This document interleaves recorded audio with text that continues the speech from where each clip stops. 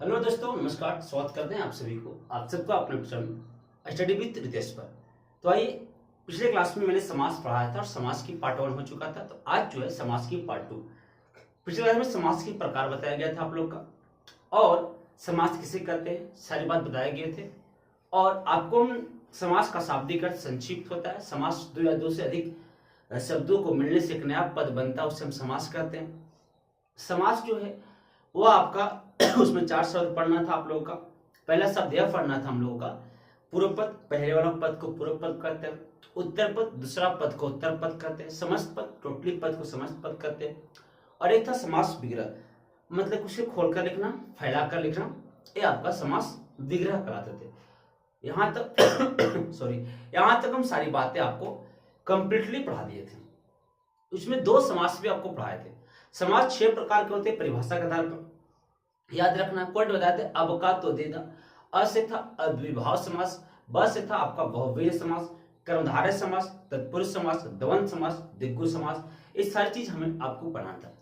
तो जिसमें हम 2 समास कल कंप्लीट किए थे। कौन कौन था? अव्ययीभाव समास कंप्लीट हो गया था, और एक समास था आपका द्वंद्व समास कंप्लीट हो गया था।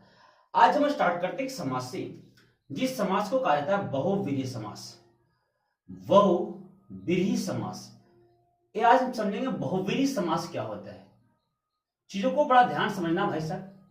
बहुव्रीहि समास में सिंपल फंडा आपको ऐसे याद रखना है। जिस समास में समस्त पद में कोई भी, मतलब कि जिसका पहला पद और दूसरा पद दोनों गौण हो, गौण कहने का मतलब कि कम प्रधान हो, और इससे मिलकर तीसरा पद बनता है, वह पद प्रधान होता है, उसे हम आप लोग को कहते हैं बहुव्रीहि समास। मतलब कि इसका पहला पद फर्स्ट पद, और यहां पे इसकी दूसरा पद मतलब कि सेकेंड पद। फर्स्ट पद और सेकेंड पद क्या होना चाहिए? तो ये आपका गौण होना चाहिए। पहला पद और दूसरा पद गौण हो, और इससे मिलकर जो एक नया तरीका से तीसरा पद बनता है, तीसरा पद तैयार होते हैं, यही आपका तीसरा पद जो होता है वह आपका तीसरा पद प्रधान होना चाहिए। तीसरा पद प्रधान होता है, उसी को हम एक नाम देते हैं, उसी को बहुव्रीहि समास कहा जाता है।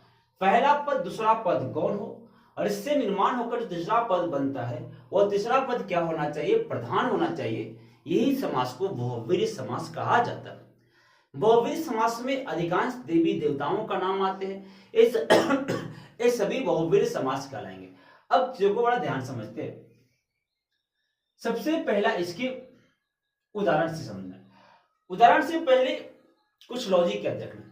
जिसका विग्रह करने में है, जिसका है जो, अर्थात तो जिसका जिसकी वाला वाले लगा हुआ रहेगा, उसे हम लोग बहुव्रीहि समास के नाम से जाना जाता है।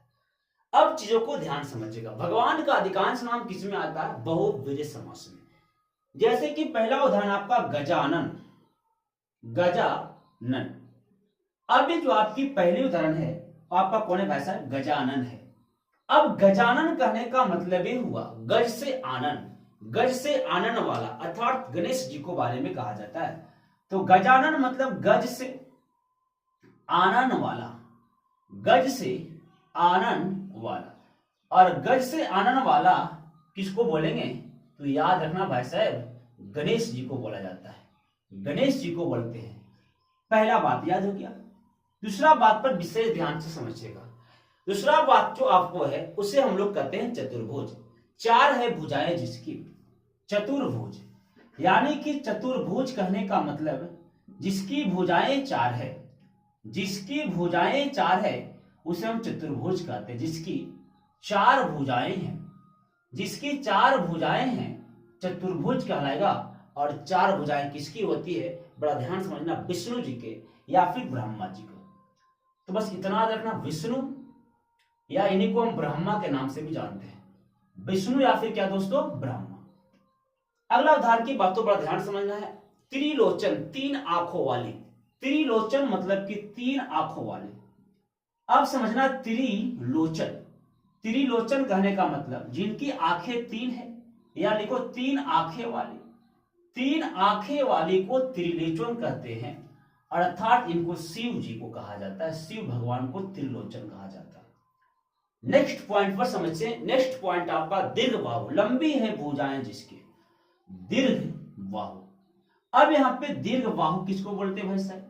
तो लंबी है भुजाएं जिसकी, लंबी है भुजाएं जिसकी, लंबी है भुजाएं जिसकी, उसे हम कहते हैं दीर्घ बाहु, लंबी भुजाएं वाला। और आप सभी को पता है लंबी किसकी भुजाएं है? तो ये भी विष्णु जी की भुजाएं कैसी होती है? लंबी होते हैं। विष्णु जी की भुजा कैसे होते हैं? तो लंबी होते हैं। नेक्स्ट पॉइंट पर ध्यान से चीजों को समझिएगा।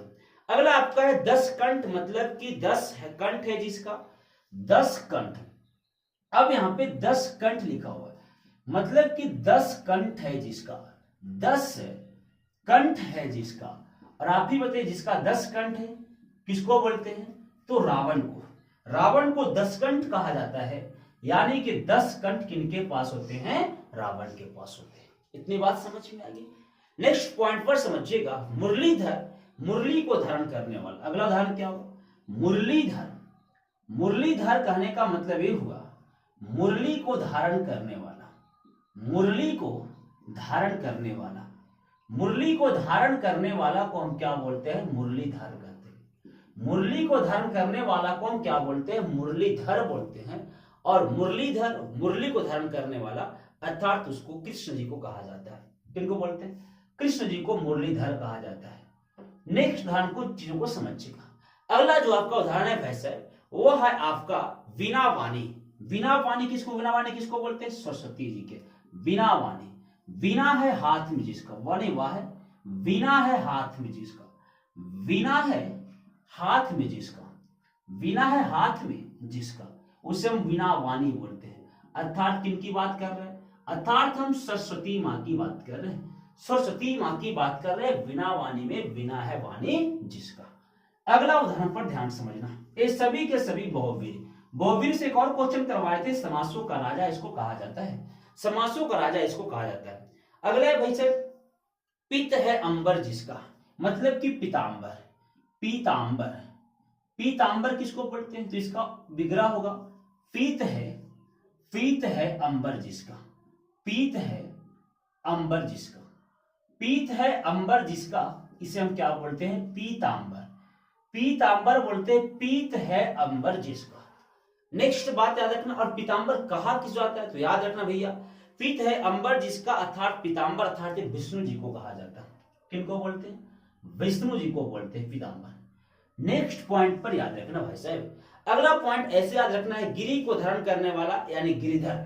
गिरिधर श्री कृष्ण को बोलेंगे गिरिधर, मतलब कि गिरी को धारण करने वाला, गिरी को धारण करने वाला, गिरी को धारण करने वाला को हम क्या बोलते हैं? गिरिधर बोलते हैं।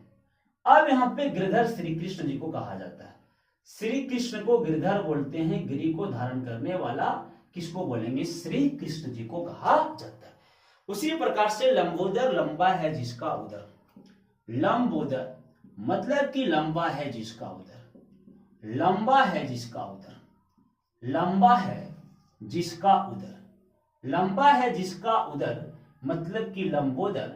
और किसको बोलते हैं? लंबोदर श्री गणेश का, श्री गणेश जी को हम लंबोदर बोलते हैं, श्री गणेश जी को लंबोदर बोलते हैं। अर्थात लंबा है जिसका उदर मतलब जिसका पेट लंबा है। उसी प्रकार से आपका इतनी सारी बात आ गई।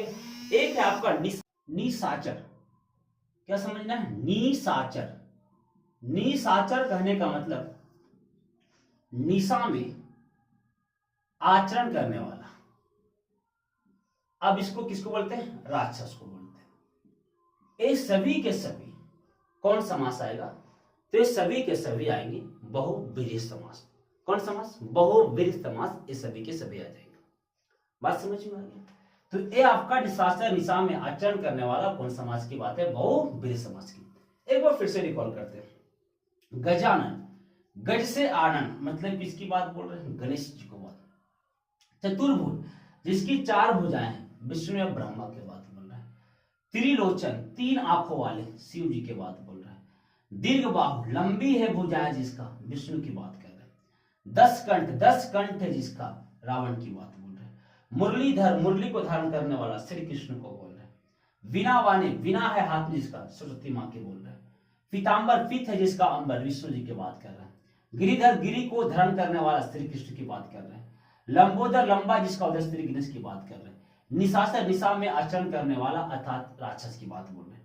ये सभी के सभी कौन सी समास आते हैं? ये सभी के सभी बहुव्रीहि समास है। अगला ध्यान से चीजों को समझना है। अगला समास जो होते हैं उसे हम तत्पुरुष समास के नाम से जानते हैं। किसके नाम से? तत्पुरुष समास के नाम से। अब चीजों को बड़ा ध्यान से समझिएगा। किसके बारे में है सर? तो अब समझना है हम लोगों को तत्पुरुष समास के बारे में। अब ये तत्पुरुष समास क्या क्या होते हैं? अब यहाँ पे तत्पुरुष समास क्या होते हैं, सारी चीजों को हम लोग एकत्रित करके चीजों को समझने की कोशिश करेंगे। नाम है आपका तत्पुरुष समास। तत्पुरुष समास, ये चीज को समझना। अब यहाँ पे तत्पुरुष समास की बात जब किया जाए तो तत्पुरुष समास में सिंपल सी बात याद रखना, विभक्ति करके रहता है। जहां पर विभक्तियां का प्रयोग, वह समास जिसका उत्तर पद प्रधान हो, इसका परिभाषा अगर पूछा जाए तो लिखो वह समास। वह समास जिसका उत्तर पद प्रधान हो, जिसका उत्तर पद प्रधान हो और समस्त पद में विभक्ति का प्रयोग होता है, और समस्त पद में विभक्ति का प्रयोग होता है, उसे हम लोग तत्पुरुष समास कहते हैं। समस्त पद में किसका प्रयोग होगा? विभक्ति का प्रयोग होगा, उसे हम लोग तत्पुरुष समास कहते हैं। अब थोड़ी सी तत्पुरुष समास, एक तो जनरली तत्पुरुष समास नॉर्मल की तत्पुरुष समास, लेकिन तत्पुरुष समास में विभक्तियों के आधार पर इसको अलग अलग बांट दिया गया। तो विभक्ति के आधार पर इसकी बंटवारा कर दिया गया। विभक्ति के आधार पर तत्पुरुष समास का बंटवारा। तो सबसे पहला जो आपका आएंगे वह आपका कर्म तत्पुरुष समास होंगे। कर्म तत्पुरुष समास क्या होंगे? कर्म तत्पुरुष समास। तो सबसे पहला होगा कर्म तत्पुरुष समास। अब यहां पे तत्पुरुष समास, इसमें आपका को विभक्ति लगा रहता है। कौन? को विभक्ति। अगर क्वेश्चन को डिटेल्स में लेकर जाए, अगर क्वेश्चन को डिटेल्स में लेकर जाए मेरे दोस्तों, तो यहां पे आपका कर्म तत्पुरुष भी विकल्प दे सकता है। बाकी कोई भी विभक्ति रहे तो सिंपल तत्पुरुष लगाना। इसमें को विभक्ति होते हैं, जैसे कि ग्रामगत लिखा होगा। ग्रामगत, ग्रामगत मतलब ग्राम को जाने वाला। ग्राम को जाने वाला को हम क्या बोलते हैं? ग्रामगत बोलते हैं। अब यहां पे जैसे यहां पे को विभक्ति लगा, हमारा कौन समास हो गया? तत्पुरुष समास। अब तत्पुरुष समास में भी अगर क्वेश्चन डिफिकल्ट पूछे तो कर्म तत्पुरुष हो जाएगा। कर्म तत्पुरुष। उसी प्रकार से यश प्राप्त, यश प्राप्त मतलब यश को प्राप्त करने वाला, यश को प्राप्त करने वाला, यश को प्राप्त करने वाला। यश प्राप्त मतलब यश को प्राप्त करने वाला। उसी प्रकार से अगर बात किया जाए स्वर्गत, स्वर्गत तो स्वर को जाने वाला, स्वर को जाने वाला। एक बात और याद रखना, एक समास जो होते हैं वह दो या दो से अधिक समास का उदाहरण बन सकता है, पर ऐसा विकल्प में आपको मिलेगा नहीं।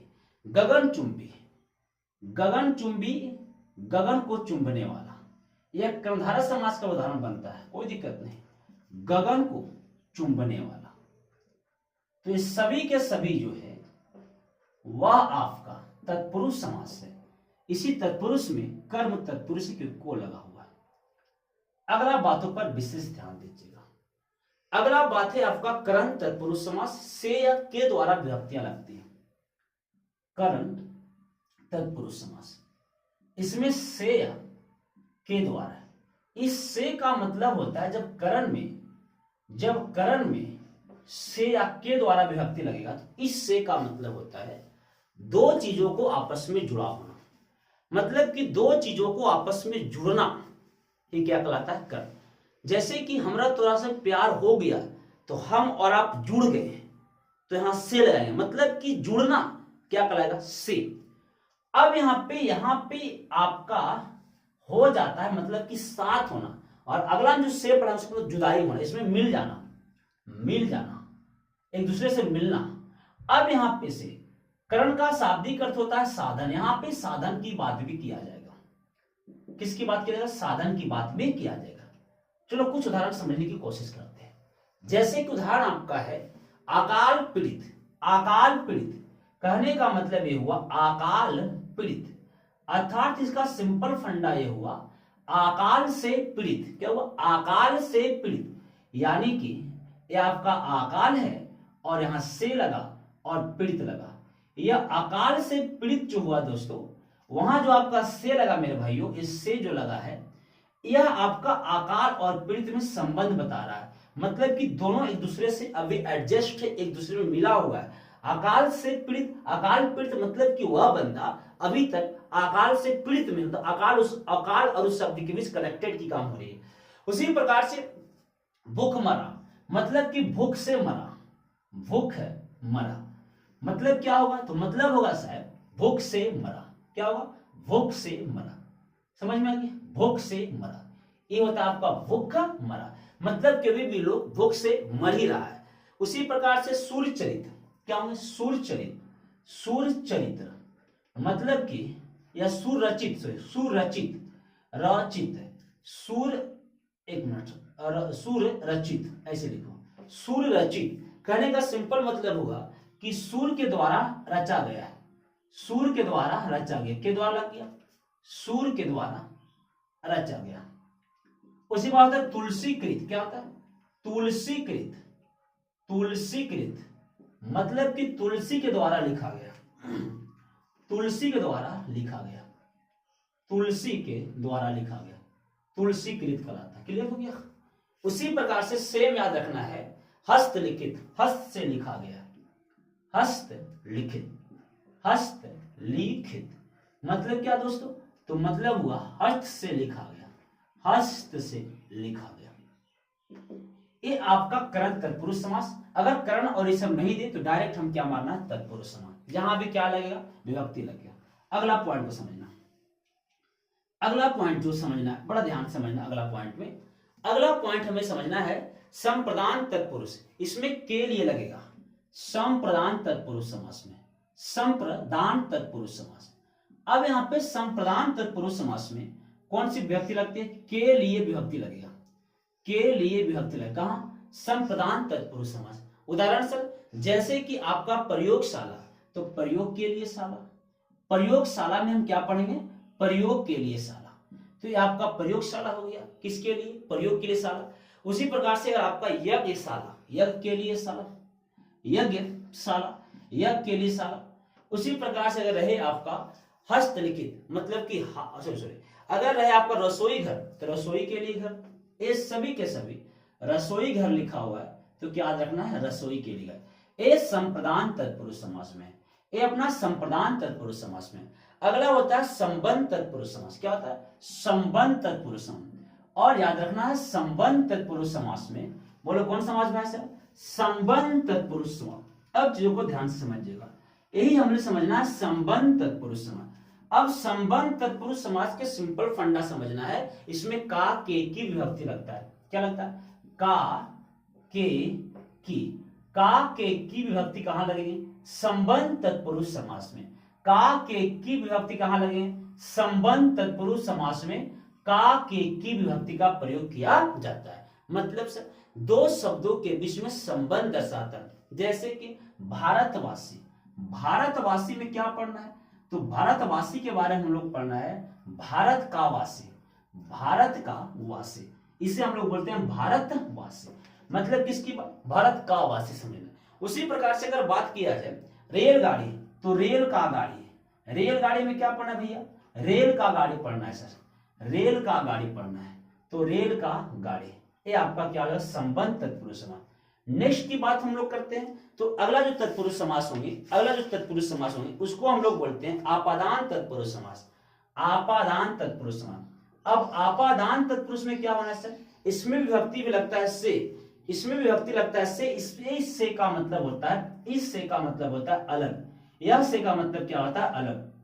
अलग करने का मतलब जुदाई, जुदाई, जुदाई, हम आपसे अलग हो गया। प्यार मुक्त मतलब प्यार से मुक्त हो गया, देखो पहले था नहीं, प्यार मुक्त है, पहला आपका है प्यार मुक्त है, मतलब कि प्यार अलग हो गया और हम अलग हो गए, इसका होगा प्यार से मुक्त, प्यार से मुक्त, धन मुक्त, मतलब कि धन से मुक्त, धन से मुक्त मतलब धन अलग हो गया और मुक्त अलग हो गया, धन से मुक्त, प्यार मुक्त, धन मुक्त, ये सारे सारे आपके धनहीन मतलब कि धन से हीन, धनहीन मतलब कि भाई धन से हीन, तो ये आपका धनहीन हो गया, धन से हीन, ये सभी के सभी कौन तत्पुरुष समास है? आपादान तत्पुरुष समास। कौन भैया? आपादान तत्पुरुष समास है। अगला है अधिकरण तत्पुरुष समास। क्या? अधिकरण तत्पुरुष समास। अब चीजों को ध्यान से समझिएगा, अधिकरण तत्पुरुष समास की बात आ रही है। अब समझना है अधिकरण तत्पुरुष समास, अधिकरण तत्पुरुष समास। अधिकरण तत्पुरुष समास में या फिर पर विभक्ति लगता है, में या फिर पर विभक्ति कहां लगेगा? अधिकरण तत्पुरुष समास में। कौन कौन? में या फिर पर विभक्ति। अब यहाँ पे जैसे कि आत्मविश्वास, क्या होगा? आत्मविश्वास, तो सिंपल याद रखना है आत्मविश्वास की बात है, तो सिंपल आत्म में विश्वास या आत्म पर विश्वास या अपने आप पर विश्वास, आत्म पर विश्वास, ये आपका अधिकरण हो गया। क्या हो गया? विश्वास।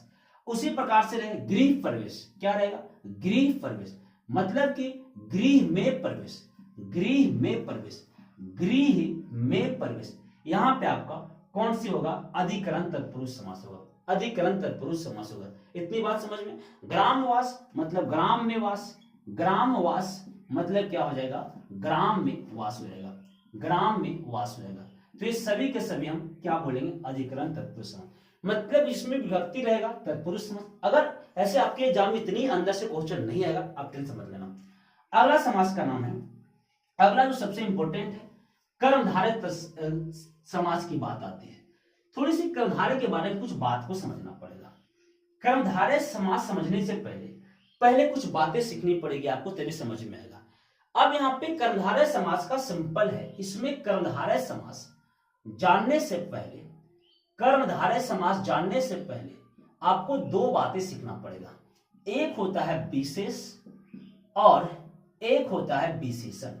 एक होता है विशेष और एक होता है विशेषण, विशेष विशेषण। और एक होता है